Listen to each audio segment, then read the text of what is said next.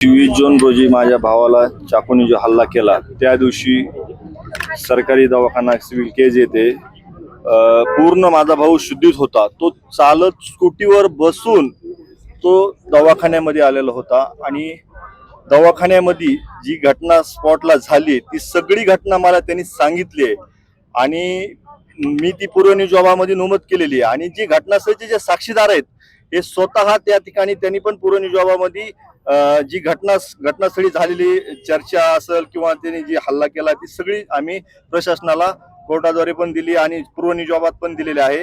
माझी प्रशासनाला एवढीच विनंती आहे की पुरवणी जबाबाप्रमाणे तात्काळ कारवाई करून राहिलेले आरोपी अटक करावीत।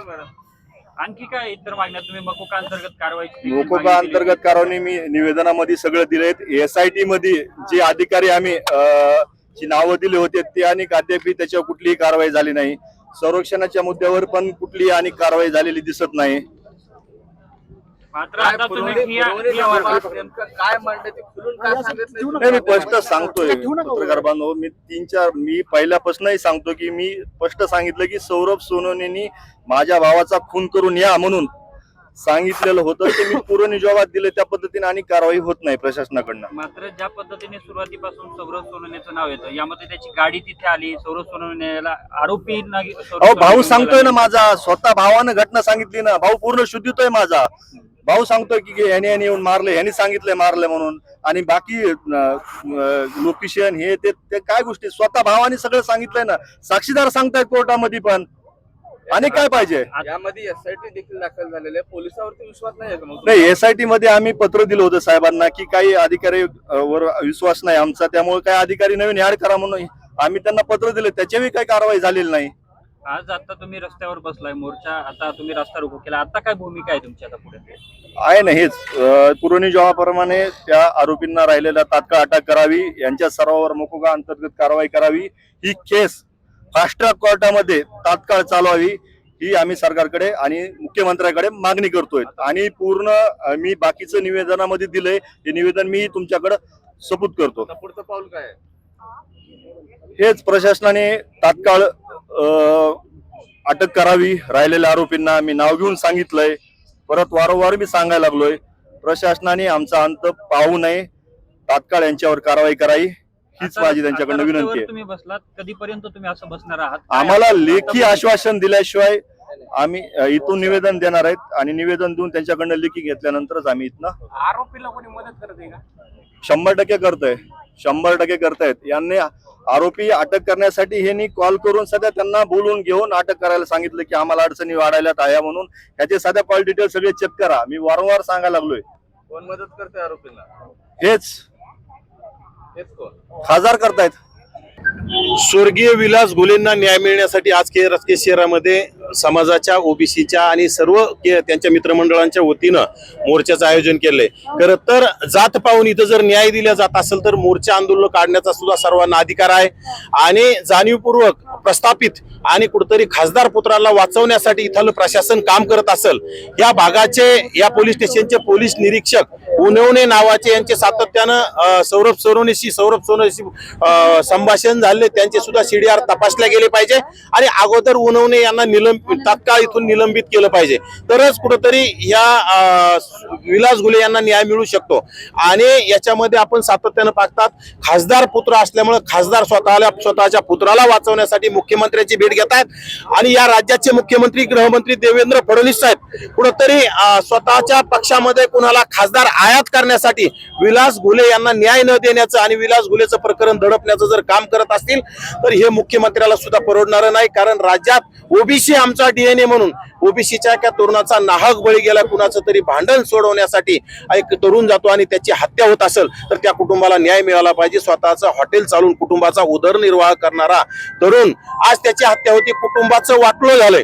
मात्र निव्वळ तुम्ही राजकारण करण्यासाठी वातावरण दाखवण्यासाठी बीडमध्ये येत आहे असा आरोप होतो। यापूर्वी स्वर्गीय संतोष देशमुखाच्या प्रकरणात वेगळा न्याय आणि इथं वेगळा न्याय असं कसं चालल? त्या प्रकरणामध्ये काही लोक बोलत नव्हते का?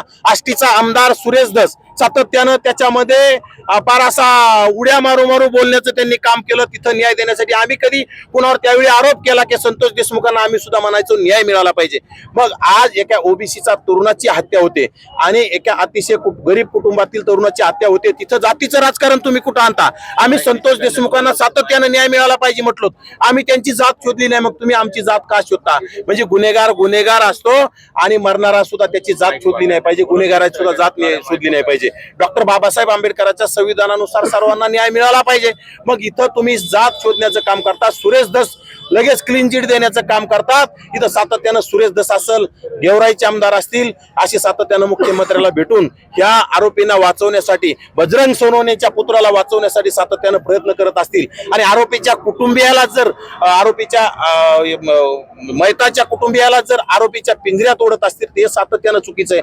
आम्ही कधी संतोष देशमुखांच्या कुटुंबियाला आरोपीच्या पिंजऱ्यात ओढलं नाही, परंतु आज घोले कुटुंबियांना आरोपीच्या पिंजऱ्यात काही लोकांना सुपाऱ्या देऊन जर ओढल्या जात असेल तर हे अत्यंत चुकीचं आहे, अत्यंत गंभीर आहे आणि हे येणाऱ्या काळात खपून घेतल्या जाणार नाही. आज केजमध्ये मोर्चे होते, येणाऱ्या काळात तालुक्यात मोर्चे झालेले पाहायला मिळतील आणि जोपर्यंत विलास घोलेंना न्याय मिळत नाही तोपर्यंत हे सातत्यानं मोर्चे सुरू राहतील. विलास घोलेचा खून झालेला असताना त्या कुटुंबाला न्याय मिळत नाही म्हणून ही आज पहिला केजमध्ये मोर्चा आहे. येणाऱ्या काळामध्ये प्रत्येक तालुक्यात मोर्चे होतील, जिल्ह्यात होईल. येणाऱ्या काळात थोड्या दिवसामध्ये बीड जिल्ह्याचा एक व्यापक मोर्चा 4-5 लोक घेऊन तो मोर्चा होईल. पण जर विलास घोलेला न्याय मिळत नसेल तर ही खऱ्या अर्थाने शासनाची आणि गव्हर्नमेंटची चूक आहे. माझी एकच राज्याच्या मुख्यमंत्र्यांना विनंती आहे की तुम्ही कुठल्याही परिस्थितीमध्ये या केसकडे लक्ष दिलं पाहिजे. आपण काही केसकडे लक्ष देत आणि काही केसकडे लक्ष देत नाहीत असं चालणार नाही. परंतु विलास घोलेला न्याय दिल्याशिवाय आता आम्ही पण स्वस्त बसणार नाही. पाऊल काय असेल काय असेल नाही, 18 दिवसापासून त्याला न्याय मिळत नाही, त्यानं त्यांच्यावर मोका लागला पाहिजे. जे कोण आरोपी राहिलेत, जे खासदार पुत्र त्यांचे जे चिरंजीव आहेत, त्यांचं सुद्धा जे मयत झाले त्यांचे सख्खे भाऊ त्या ॲम्ब्युलन्समध्ये येत असताना त्यांनी सुद्धा सांगितलंय की मला माझ्या भावाने सांगितलंय की खासदार पुत्राच्या पोराने असं करायला सांगितलं. अशा प्रकारची घटना घडल्यावर सुद्धा शासन दुर्लक्ष करतंय. सरकारला विनंती आहे याच्याकडे लक्ष द्या. ज्या पद्धतीने जातीवाद तुम्ही म्हणता, काही लोक म्हणतात, पण ज्यावेळी देशमुखाचा खून झाला त्यावेळी आम्ही सुद्धा सांगितलं होतं जे कोणी आरोपी असतील त्यांना तात्काळ अटक केलं पाहिजे. ही त्या काळाची सुद्धा आमची भूमिका आहे. त्यामुळं ह्या कुटुंबाला सुद्धा न्याय मिळाला पाहिजे आणि विलास घोले जोपर्यंत त्याला न्याय मिळत नाही तोपर्यंत महाराष्ट्रामध्ये आंदोलन चालू होतील. आता तर सुरुवात आहे, येणारा वेळ बघा काय काय होतंय ती. आंदोलनाची दिशा राहील यापेक्षा मोठा व्यापक नाही, बीडला एक जिल्ह्याचा मोर्चा काढू होता, त्या मोर्चामध्ये 6-7 लोक असतील आणि 100% असतील. एका दिवसात हा मोर्चाचं नियोजन केलेलं आहे. केज तालुक्यातलं 1 दिवसाचं आहे आणि आता एक अल्टिमेट देऊन करू शासनाला. त्या काळात जर नाही झालं तर 100% रस्त्यावरची लढाई लढू आणि राज्याच्या मुख्यमंत्र्यांना परत आवाहन करतो की या केसकडं गांभीर्याने लक्ष द्या. ज्याला जे कोणी आरोपी असतील त्याला शिक्षा मिळाली पाहिजे, त्याला फाशी मिळाली पाहिजे, त्याच्यावर मोका लागला पाहिजे आणि उर्वरित राहिलेले आरोपी आहेत त्यांना गुन्ह्यात घेतलं पाहिजे, ही आमची मागणी.